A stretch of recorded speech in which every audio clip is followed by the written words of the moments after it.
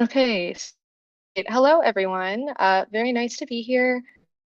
Very thankful for Win for letting us a guest lecture. I think this is the first time that Win has asked me to do a guest lecture, so I'm very excited. Today, I'm just going to be going over gender identity positions and debate. Those of you who are familiar with me know that this is kind of a specialty of mine. I have taught many countless lectures at TDC over the past 2 summers. So we're just going to go over some super basic kind of guides to gender identity within debate, why these arguments are important, and kind of common positions that you'll probably see on the circuit. Before we begin, I just want to say, if any of y'all have any questions at any point, please feel free to use the little raise hand feature in Zoom, and I'll be happy to answer any inquiries.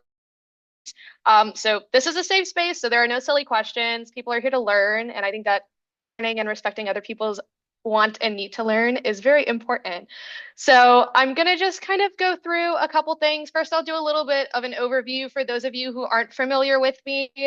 Then we'll kind of go over some general conversations about gender identity within debate. Then we'll look towards strategizing. And then I have also compiled an entire Google Drive resources, academic, scholarly articles, so forth that I have the access to through my academic institution. So I figured giving y'all the access to PDF versions of a lot of these documents that you may or may not have access to will be really helpful for a lot of you who might not have as many resources as other debaters.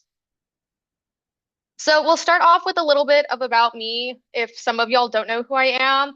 Hi, I'm Amanda. I included my email in there in case any of y'all have any questions and you don't feel comfortable doing them in a public space. I understand social anxiety is a very real thing as someone who only got over her social anxiety because of debate. This is my 5th year in the women and gender studies field. I did my dual bachelor's at Florida State University for my undergrad with 2 degrees in women's studies and also in communications, specifically analyzing the intersections of media representations and gender. And then I'm currently attending one of the only master's programs in women and gender studies in the state of Florida. Do I love being here? Probably not, but it is an honor to be a part of a program that does not have a lot of institutional support or statewide support. Organizational work that I do, I've been at the Texas Debate Collective going on 3 years being an instructor. This will be my 2nd year on the planning committee. I am in charge of hiring and student outreach. So any of y'all that are seniors that are interested in working at TDC, super great environment. They have given me some amazing academic opportunities, so I'm very thankful for them. I also am a co-founder of the Latine and Hispanic Debate Foundation. That is an organization that specifically targets Latina and Hispanic identities within debate, just because there's not that much of a community surrounding them currently. So I figured that this was appropriate to establish within debate. And because of that, I was also just recently given the opportunity to be a part of the NSDA Hispanic and Latina Coach Caucus, which as a current member, we're working on expanding the representation of Latina and Hispanic students within the national circuit and also providing comprehensive literature and allowing for bilingual debate. So, for a little bit of an overview, I know some of y'all are probably, oh, why important discussion to have? Why do I care about gender identity in debate? I about policy arguments, or I only care about theory, or I only care about field debate. Why are these so important?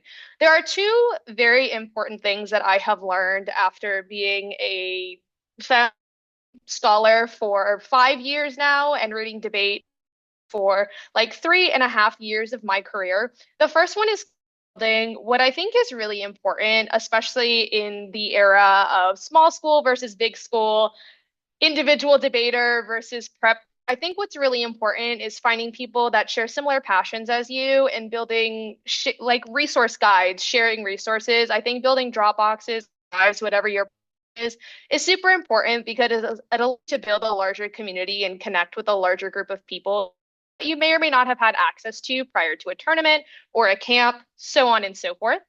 I think also what is important is building a group of friends that you can hang out with at tournaments. I was an independent debater my entire junior and senior year of high school, so I would have not survived on the circuit if it wasn't for any of the friends I just had in terms of just making those connections on a larger scale. So I always recommend and, appreciate debaters from different schools, from different states, having a really strong friendship over very similar arguments that they have a lot of appreciation for. And also, I think in today's day, I think sharing knowledge makes your generation specifically more capable of changing the world.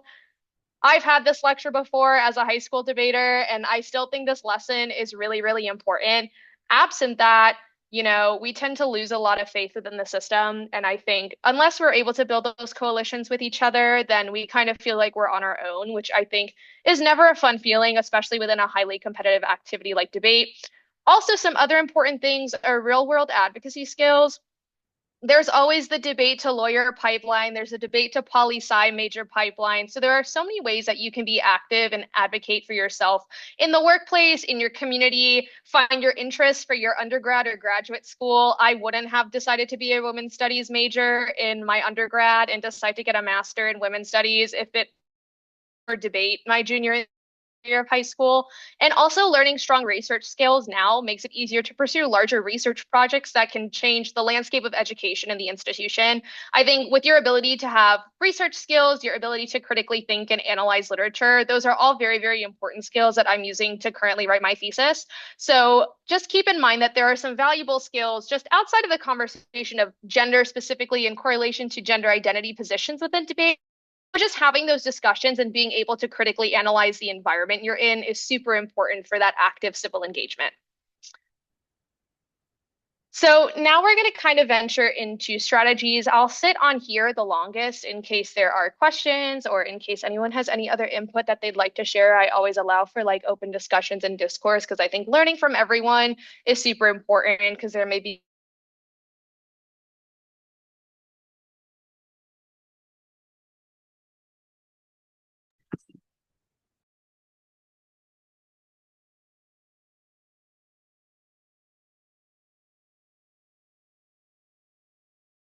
I actually started in PF before I became an LD kid for 4 years. I was PF for my first semester of freshman year. So a lot of these arguments can still be incorporated in a variety of different structures. It's just the idea of keeping the thesis consistent, which is what is the most important thing that I'll be highlighting here.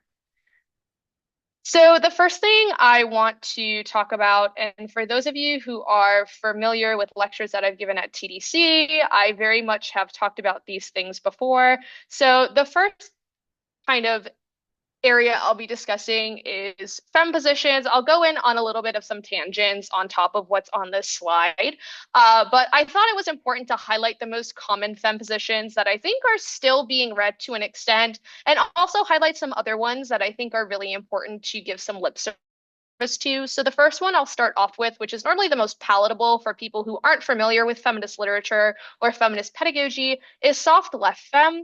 So these discussions kind of frame policy through a lens of impact on gender minorities. It focuses on pedagogical arguments, but also argues that policymaking is good. So for those of you that enjoy having a good, solid policy debate, you're still able to make these arguments about gender identity and also say policymaking can still be good. A really good example of this is a few years ago on the universal healthcare topic. There was a really, really great abortion affirmative that was on that topic. That is the prime version of a soft left affirmative. It still affirmed the resolution, still affirmed that policy making is good, but still did have a certain gender lens in terms of their impact calculus and the way that they used to uplayer other debaters. Another area of feminist position that I think is really important is FemIR, which is just like international relations based feminism. This makes the argument that international relations and kind of realism is structured by man's need to dominate, to exude power, to gain control, and to have some sort of control over other areas. So this attempt to solve war and extinction misdiagnoses the problem and leads to ongoing cycles of violence. So we have to start from a critical view of patriarchy, which FemIR makes the claim is the root cause for a lot of these other forms of violence that exist. Some alternatives that are produced through feminist IR scholarship is feminist theories of care, ethics of care. If any of you are familiar with ethics of care, it's just our ability to kind of establish what is a normal good or a good moral choice to make based on the ideas of community, building our relationships and looking after what's best for other people and what's best for the community. You also have rejecting things like non-feminist discourse. This is make arguments that things like, gender act util, some form of Kantian ethics are forms of non-feminist discourse that detract us from understanding the real structural issues that exist within international relations. This frames and prioritizes rhetoric. So this is a very big uplayering component of feminist IR scholarship, is that it would focus on the ways in which we use rhetoric and the ways we use things like fear mongering about climate change, so on and so forth, to really kind of strike fear within a population rather than be more of that realist, honest, and focus on the heart of issues, which most of the time has some really deeply rooted kind of structural inequities in terms of social inequality. And some common authors here are Young, Atkinson, and Hutchinson. All of these have been very popular authors that have been read on the circuit for a long time. I've read them. They've been around for a really, really long time. And then the last component of popular feminist positions that I have seen is fem killjoy slash fem rage. The reason I put these together is because they both are contingent on theories of power initially. Fem rage tends to be more performative, tends to be more direct, and have a little bit more of that pre-fiat offense. Fem killjoy can be functioned kind of more as a topical affirmative or, a topical critique. But there are ways in which both of these can be considered highly performative arguments. And then you just need to win why the key for either one of these. So these make the argument that spaces are kind of shaped by institutional bias. I'm sure all of us at one point can attest to debate somehow having some form of institutional bias. And minoritized bodies don't fit in or notice this tension, which increases the likelihood of psychic exhaustion. So, Femme Killjoy specifically makes the argument that rebelling against these structures is a shape and form of resistance. Resistance is good. Killjoy, specifically, Sarah Ahmed's book on living a feminist life, makes a very unique argument that Femme Killjoy is the way of taking out of the space, but not that you can't find joy in doing so. It's more of a question of, as long as you are kind of soul sucking the energy out of the rest of the space, that is a good action, because minoritized bodies have been dealing with that for decades and decades. So it's slightly a form of reciprocity, but not framed as that. But that definitely is a conclusion that Sarah Ahmed makes. This is necessary in debate because the debate space is inherently patriarchal. I'm sure many of y'all have experienced some very questionable RFDs by some very questionable people, and I'm sure you all have a nice bonding experience over that, which is why programs like WIN are super good, because they really unite a front of students that have faced the brunt of this patriarchal institution. And again, some popular authors here are Sarah Ahmed. There are debate testimonials from the Bjork 92 evidence, which are super great. Some other feminist positions that might, inspire a lot of people is framing arguments through things like the ethics of care. I know I touched on that a little bit with FemIR. Those all just kind of focus on our capacity and our ability to reason through our understandings of personal communications with other people and our ability to prioritize communication and prioritize kind of building good communities. There are also really, really great arguments that I'll touch on later that have some really strong connections with fem positions that I think is really important, especially in the era of intersectional feminism. A lot of people cannot be like a single identity. Everyone kind of exists in less dualist perspective and more in a pluralist perspective. We have multiple components of us, the people that we are today, which is why things like Intersectionality by Kimberly Crenshaw are good. Some other popular authors I would point you all to is Bell Hooks. Let's see. Probably, everyone else has heard me say this a million times from a bunch of other lectures, but Gloria Anzaldúa. There are also some really great authors that I will touch on later, and some other ones that I've included in my resource packet so that y'all have access to them. And now we will move on. So we'll go into most common queer LGBT positions. The first one I'll touch on is anti-normativity. The reason I have anti-normativity and queer pessimism separately is because they do make some slightly different arguments that I think are important to differentiate from. I just taught my students last semester in a philosophy class about Lee Edelman and all of the biz that is anti-normativity. So anti-normativity is a more extreme and radical pessimistic perspective within queer theory, the prime candidate of anti-normativity is Lee Edelman, which challenges the notion of queer identity and liberation, what politics of hope looks like, and argues that queerness is fundamentally tied to the reproduction of the social order, particularly through the figure of the child. And Edelman suggests that queerness can only exist within the margins and outside of normative expectations.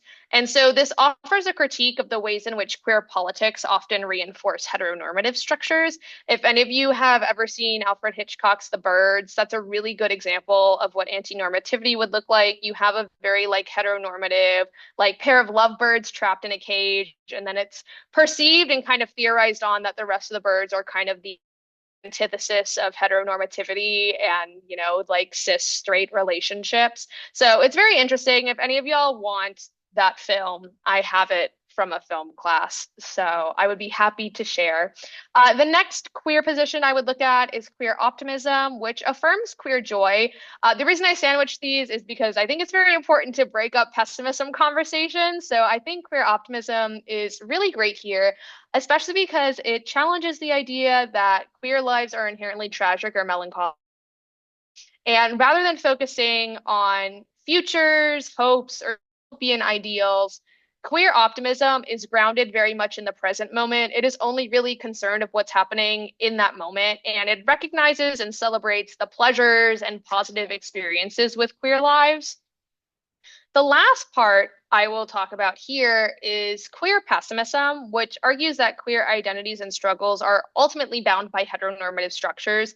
You can see by the explanation that anti-normativity is more specifically tied to the reproduction of the social order, specifically through the ways in which we use the figure of the child, whereas queer pessimism looks at this on a much larger and broader scale. So it emphasizes kind of the impossibility of achieving truly queer utopias and escaping the constraints of heteronormativity, which as a critical response to a lot of like queer optimism positions or progressive tendencies within queer theory. A lot of the times people will read queer pessimism against a lot of feminist positions because depending on the feminist author that you're reading, a lot of the rhetoric that's used can be phrased fairly optimistic. So this definitely is a really good response to any sort of soft left feminist position, even any sort of like politics position in the first place that is really focused on what is going to, maximize the most amount of happiness within society. Obviously, those things are grounded in optimism. So these are definitely really great ways of engaging on a different layer of the debate that I always think provides a little bit more context and a little bit more grounding in true critical theory, specifically within the context of queer critical theory. Some other positions that intersect with gender or that I think have some very good ties to intersectionality. The first one is Borderlands. A lot of you who have attended my Borderlands lecture will be very familiar with the explanation, but founded by Gloria Anzaldúa, it highlights how identities are shaped by multiple intersecting factors, including race, gender,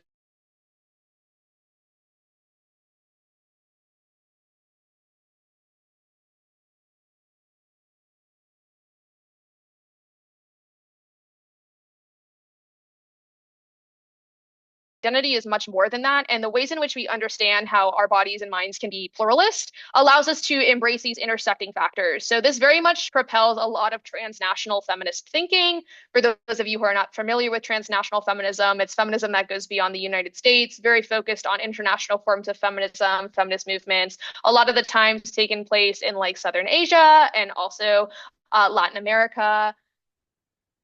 Great form of feminist theory. If anyone wants additional literature that is not a part of my little resource packet at the end, I will be happy to share anything else that I have there. Borderlands also represents a space of hybridity and fluidity. Individuals live beyond and between rigid categories of social and cultural labels, and Borderlands describes the physical and metaphorical spaces where different cultures, identities, and experiences intersect. So yes, it can, relate border, i.e., on the open borders topic. A lot of people are using this as a framing to talk about the US-Mexico border, but also there are arguments that this is more than just a physical border. It transcends beyond physical borders and goes into metaphorical spaces, which is the more important argument that Ansel Dua is making. The next area of positions that I think intersect with gender, Afro-pessimism, which was primarily based on Black feminist thought.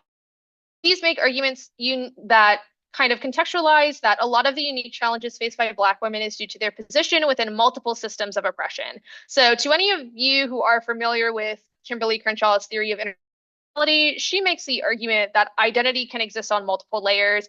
For example, a Black woman is going to experience oppression different from a Black man in terms of hiring, specifically back in the day when they were basically incorporated very similar things as DEI hires, and they also valued, for example, white women a lot higher than Black women. So even though both of them were women, there was still a form or system of oppression that exists that created this form of dual discrimination, that it wasn't just because they were women, but it was because they were Black women.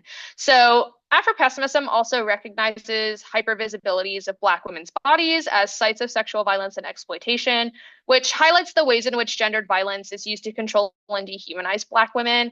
I highly suggest, if any of you are interested in this kind of line of theory or form of critical thought, highly recommend that you look into a lot of really incredible Black feminist films. A lot of them very much explore these ideas in a much more in-depth context. And I have a list of them. If anyone wants recommendations, please feel free to email me.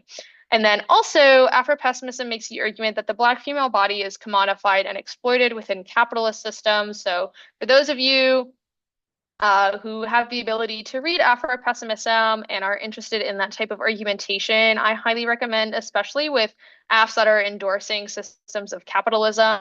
This is a very good argument to make in the ways in which it intersects with gender. I highly recommend looking at feminist Afro-pessimism theorists because a lot of them specifically apply Afro-pessimism in a gendered lens that specifically look at the ways in which Black women have to face multiple systems of oppression within various forms of systems that exist, specifically within the capitalist patriarchal system that exists within the United States.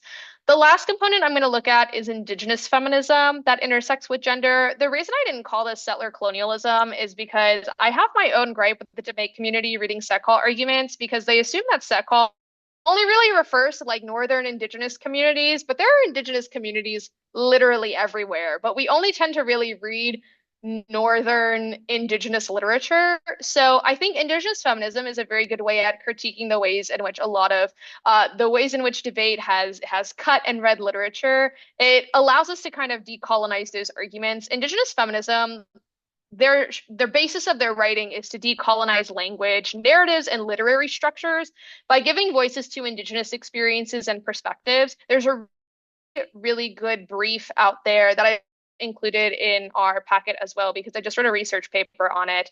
It's called Violence on Our Land, Violence on Our Bodies, and it makes the arguments that connect the exploitation of land, the exploitation of the industry, and connects that to the ways in which the things like man camps have associated the ability to colonize the environment the same way that they see their ability to colonize specifically Indigenous women and queer Indigenous folk. So this reclaims knowledge systems and highlights the important roles that a lot of Indigenous women play within their communities and also makes the argument that land possession is linked to gendered violence.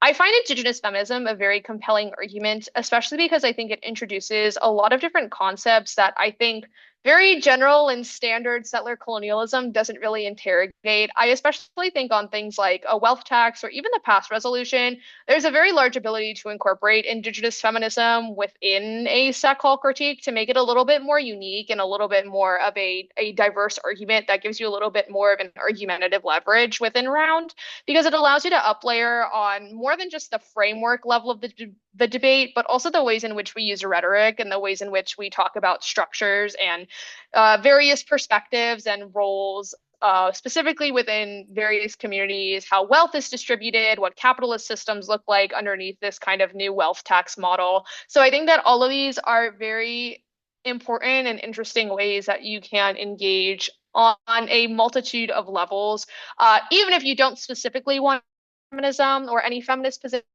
or any sort of queer theory position. there are always other ways that you can make arguments intersect with gender, which I think is a really important thing to highlight because as someone who was labeled as the residential Florida femme debater, I read many more things than just feminism, but a lot of people just kind of assume because you read one argument multiple times that you should be labeled as that specific type of debater. So I think argument variety and argument generation is really important, especially for people that don't really have a lot of resources to use. That's why I really sat down and spent a lot of time building a resource packet because I think having the ability to create very unique and innovative arguments, especially within this day and age. It's important to be very innovative with the ways in which you argue and respond to things because it's how you beat a good prep out. I hate to be that person, but the more unique and the more different you can be your argument variety, the better chance you have of getting other people to hear these arguments in later elim rounds. It allows good exposure and good spillover. And as someone who read these arguments in high school, you don't quote me because I don't have an article that makes this argument. Just to be very transparent, I do definitely have some serious spillover with the abilities I was able to cultivate through debate with critical thinking, to analyze this really, really dense literature that talks about gender identity and the ways in which the world interprets how bodies exist and, the body purpose. I think it's really important to understand the intrinsic value to a lot of these arguments that they bring to you within the debate space, but also external of the debate space. So to kind of go over and summarize a little bit as to like why you should even care, why read these things, Amanda, why should I care about them? My easiest and sarcastic response is why not? Because I think that everyone should experiment with fun and entertaining arguments. Always need to read arguments that are like super policy oriented, or if you're a theory debater, there are ways to these arguments into other norms within debate. Creating really creative counter interpretations, framework justifications, or just ways to uplayer, whether it's based on if you're the type of person that enjoys reading like word pics or you're like a K-Tricks type of debater, you can make all of these arguments in a lot more of an innovative way when you're able to incorporate various aspects of gender identity as forms of argumentation. The competitive nature of this activity really does make it difficult to find a lot of these arguments valuable, and it becomes a question of whether or not you find these arguments important to read within the space. For those of you who have been told they are pointless and who actively do read these arguments, I think now is a really important time to take up space within a highly competitive activity. I think the ability and the way that debate has gotten more exposure through the COVID era, I think has really allowed a lot more people to be involved in the activity. So that's why I think even if it is for a single round or you have a really good judge in the back that's willing to listen to those arguments, I think it never hurts to try and incorporate some form of gender identity based argument within debate. A couple things I want to highlight is I very much do not endorse people shaming other people for their identity. I think it's really important to kind of take these arguments in less personal, but still you can make these personal arguments. But I think any sort of like verbal attacks on people, any sort of like nasty language, I would say really detracts from the authenticity of your arguments and your ability to really incorporate these into other settings outside of debate. I think a lot of times debate can get very volatile and debate can get very nasty. And I think it's really important to stay true to the arguments you are reading. And, it's okay to get aggressive. It's okay to get a little mad. It's okay to get irritated because in this day and age, y'all reserve the right to get angry and irritated because the world is a crazy place. However, I would not let the institution get the best of you. I think it's really important that you hold these arguments very true and value the arguments that they are making for what they're worth, especially within a competitive activity, because unfortunately, people do have to respond to your arguments. And I don't think a lot of people are willing and able to accept that. So I think a a little bit of openness. Obviously, there are some people that will say some problematic things, and it's okay to check people who do that within the space because it's supposed to be a safe space for everybody. But you want to make sure that you are doing this with a form of eloquence that I think shows your intellectual capacity to critically think and apply various forms of theory and praxis, specifically within the context of debate. So just keep that in mind. And then we can move on to a little resource, little drive. So I made a QR code. If anyone wants the link, I will also happily email it as well, or I will send it to Win, and I'm sure they will also send it in their Discord. But there are hundreds of PDFs in here covering topics from feminism to queer theory to ecocritical literature. My side hustle is ecocritical literature, mythology, and like folklore. So I have some various just random literature in there that I have spent some of my free time studying while I've been doing a lot of my research. But I add to this almost weekly because I think it's really important. And I consider this a form of living documentation for me of stuff that I've passed down to other students. I had a really, really good resource when I was debating in high school who did something very, very similar to this. And so I figured it's really important to kind of keep up with the trend and pass down the literature that I have used and the literature that I have resonated with the most. I organized it into a couple different categories. So if you're more interested in queer theory and various arguments within queer theory, there's a whole folder for that. There's a whole folder for feminism, and within that is like a ton of various feminisms. So transnational feminism, there's Black feminisms in there. I even have some intersections of like Chicana feminisms that kind of intersect between folders. There's ecofeminism, there's indigenous feminism. I also have in there some eco-critical literature as well, and then also a separate section for Latine and Chicana literature because this is a folder that I actively use for the Latina and Hispanic Debate Foundation as well. But all of you should have access to view this. I don't have editing privileges on because I want to make sure no one deletes my stuff because especially with this taking as much time as it has for me, I want this to be as easily accessible, but also as consistent as possible. So if there are any other pieces of literature that you are interested in and maybe don't have access to, I am more than happy to see what I can do in terms of my capabilities as a teaching aid within my master's program. I have like unlimited access to our e-library because I can use it as resources for class.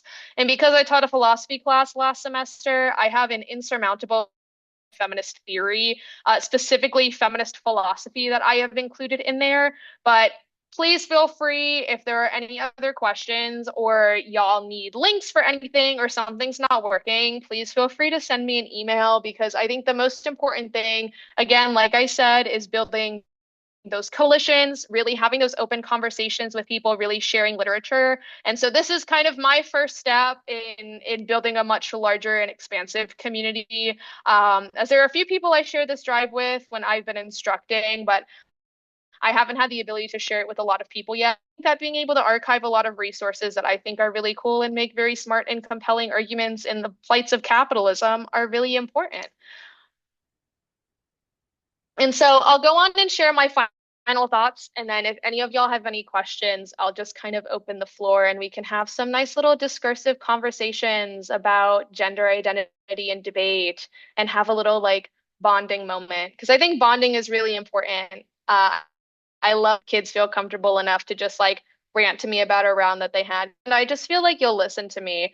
And like a lot of my students that I work with call me their debate mom. I'm the emotional debate coach.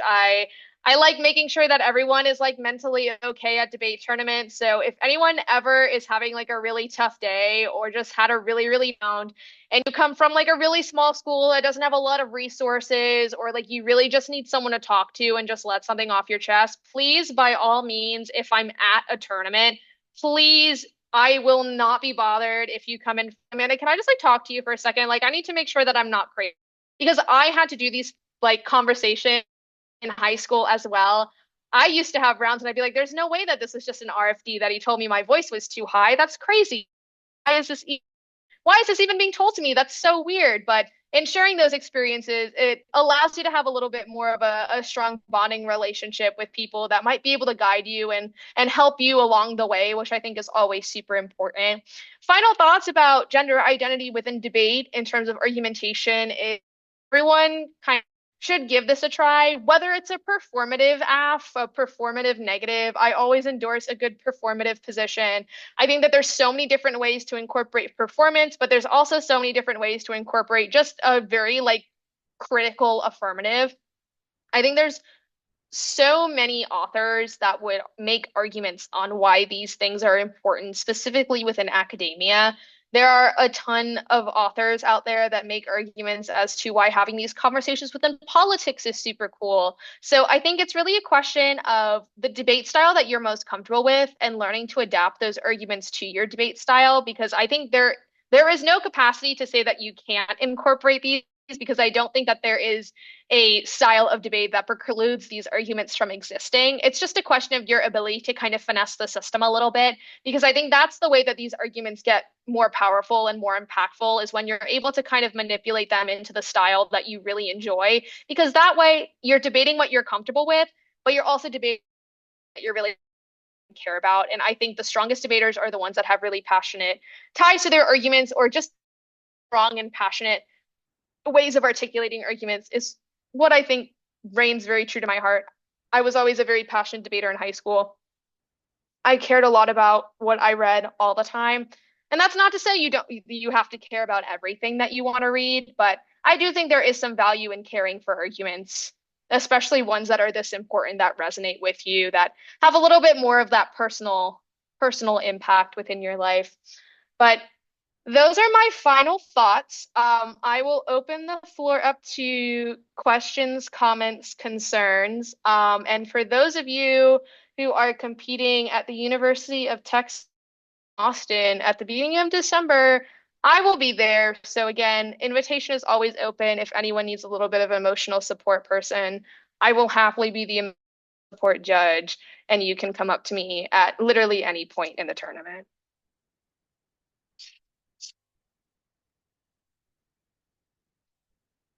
So I will open it now to anybody. I'll stop sharing in case someone wants to show their face. But I'm interested in hearing any sort of questions or comments or concerns. How is everyone doing? Are we all mentally well? I'm a very like mental health positive person. So is everyone doing good? How's the season going? Hi. Hello. It's going well. Good. Um, I have a question for you. Yeah. So my partner and I are running a critical affirmative. We're trying to talk about Latina feminism. And we're trying to do it performatively. We're having issues kind of trying to explain our we're trying to change the model of debate from like something that's competitive to something that's not.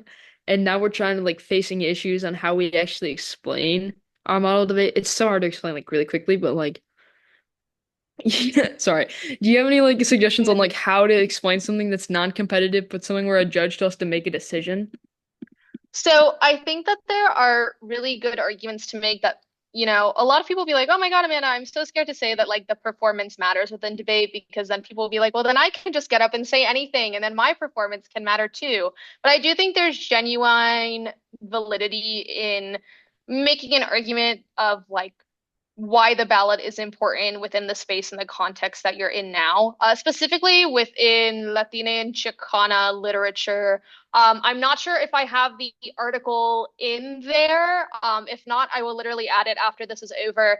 But there is a very interesting argument that says that we specifically need these forms of coalitions within the academy. I'd make an argument that the debate is the academy. So I think what is really important is incorporating kind of those more like academic pieces of literature that say why these perspectives are innately important, especially because they are undervalued in debate as a body of literature.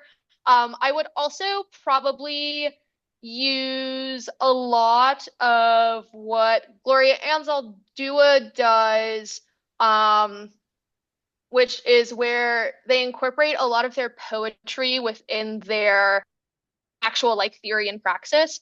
They have a lot of really interesting ways in warranting why those arguments are important. Specifically, I think like linguistic disruption is a really good argument as well. I'm not sure if either of y'all are using like Latin based like languages, but I always think like a little of like linguistic disruption is always also a very interesting argument. But those are just a few things off the top of my head. But if you want to go more in depth, please feel free to email me because I have a whole like Borderlands file that I openly and avidly send everybody. So if you would like that, I have no problem sending it to you.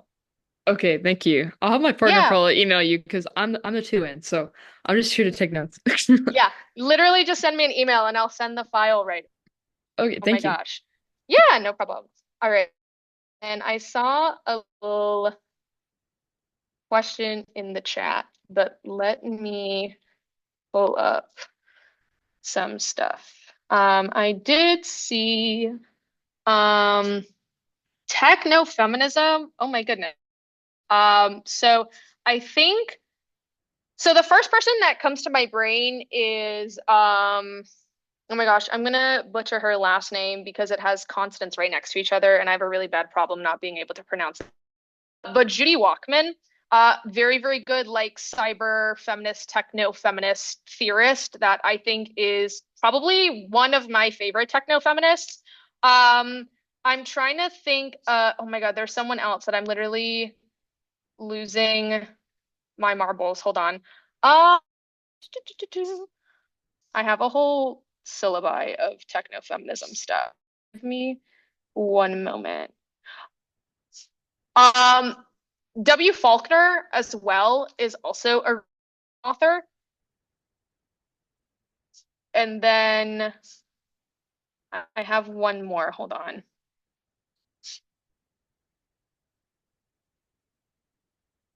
Also Jay Weber as well. There's also, oh my God, there is this book. It's in the folders that I shared. There's a collection of manifestos in there. I'm a manifesto girl. I love a good manifesto.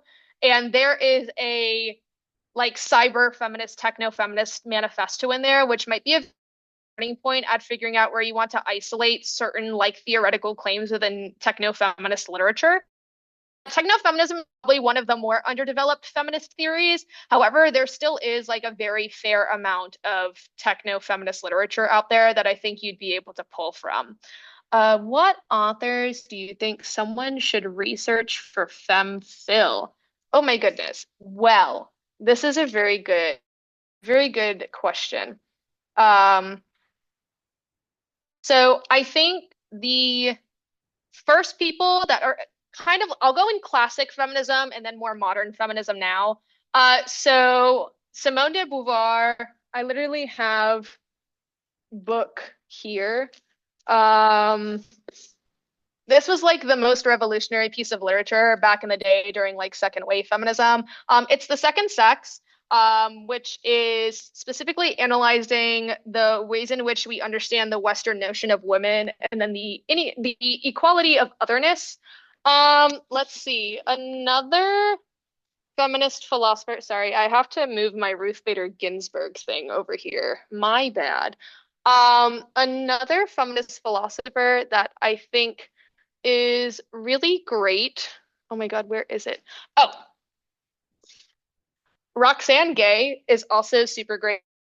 Read the book Bad Feminist, also a bunch of different like pop culture applications to feminist theory and philosophy. But Roxane Gay is a feminist philosopher. A couple other people that kind of intersect with like queer philosophy and also feminist philosophy. Judith Butler, Patricia Hill Collins. You also have Angela Davis as well. Classic poet, but also I'd also say is a little bit more of a philosopher as well is Audre Lorde and Bell Hooks. Bell Hooks, one of my favorite feminist philosophers, has a ton of different books that talk about a wide variety of things: intersectional feminism, Black feminism, feminism writ large.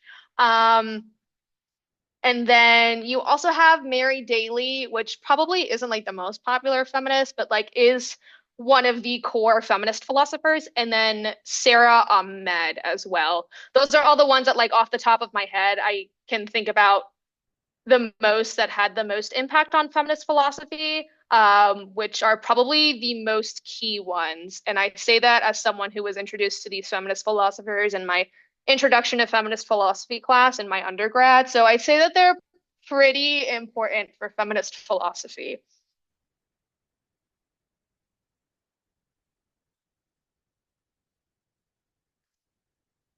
Yeah, of course.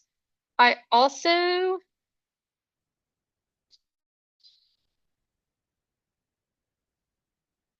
I also got another question that was sent me about judges not necessarily consuming like thinks huge enough or not as important, and what is the way that these paradigms can be reshaped? Something that I think is really important. Let me take a sip here, actually.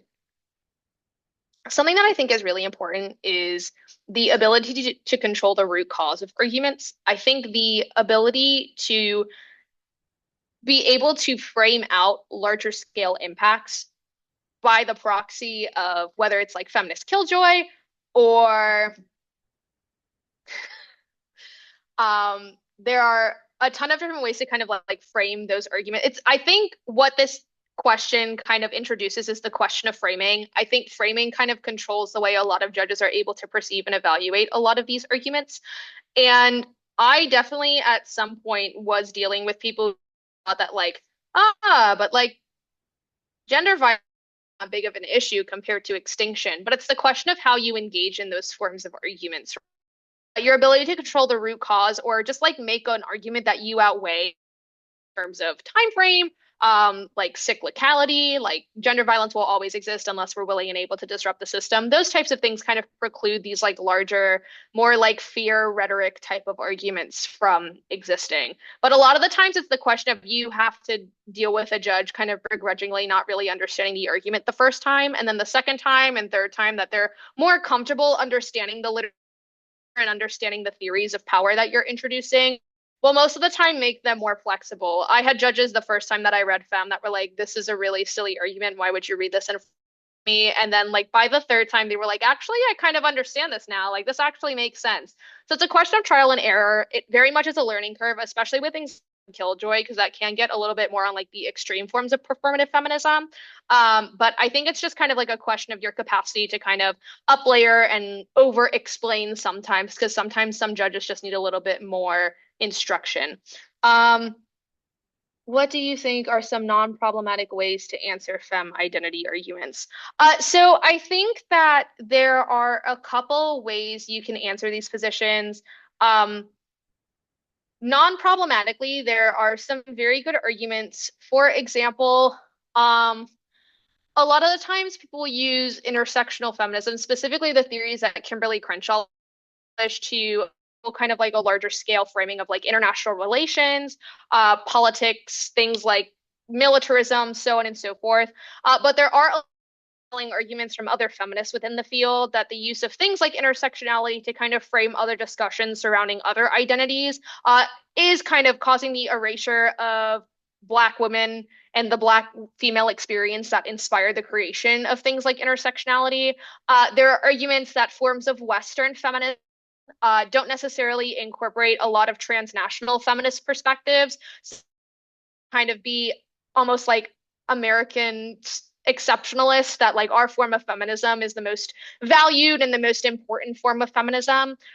Something else that I think would be a good way to answer fem arguments is just looking at other arguments that kind of intersect. For example, a lot of indigenous feminist literature would respond to the ways that other people use feminism within the academic space as still being settler, because a lot of the times very feminist philosophers, especially older versions of feminism from like second, beginning, third wave feminism, we're still very settler colonialist. So I think it just becomes a question of what feminism you're reading. And if you want a little bit more of an in-depth answer on a specific type of feminism, feel free, because I have had to answer feminist positions before, so I definitely can help guide just depending on maybe some like round struggle that you may be kind of referring to. Uh, was the book you were referring to earlier, Burn It Down, Feminist Man? Yes, yes, that is the book. I think that that specific manifesto I was referring to is in like the first section. If not, it's in the second section. I'm normally pretty good at where each manifesto is. I'm pretty sure it's one of the first ones in the first chapter. But yes, um, Megan, my favorite Thanksgiving dish. Oh my goodness. My mom makes homemade apple spice bread, and it's very delicious. I know that's probably not like a very common Thanksgiving dish, but I love my mom, so I have to support her a little bit. Yes. Can I have some? Absolutely. Thank you. Of course.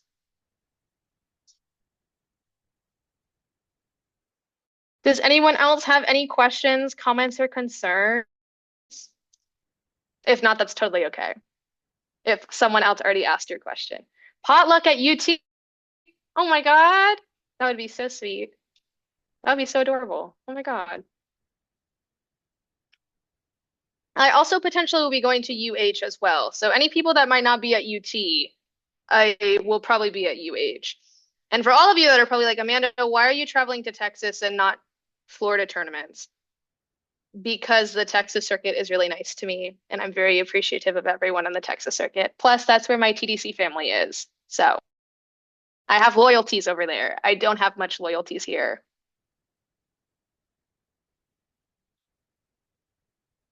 And I'll do one more little last call for questions before we can adjourn for the evening. Again, just a reminder, I know I've said it a million times, but if y'all have questions, please feel free to email me. If you did not get a copy of my email is also in my paradigm, so you can also just grab it there as well. Facts, Samya. That's a very true statement. But y'all for letting me teach you a little bit about gender identity within debate. I'm very appreciative of all of you today.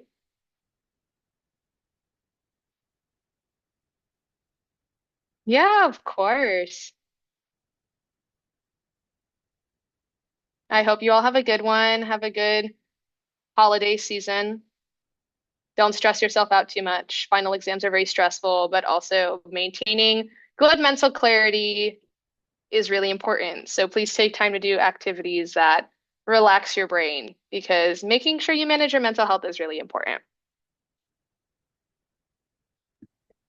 Yep. And if there are no more questions, everybody can leave, and this will be like the recording will be posted on YouTube. So thanks everyone for attending. And thank you, Amanda, Have, for doing this. of course, Sophie, thank you so much. Oh my goodness. I'm so excited to see you at UT again. Hopefully I get to do the third tournament now. Woo! Okay. I'm gonna end the meeting, but see you at UT. See you at UT. Have a good one. You too.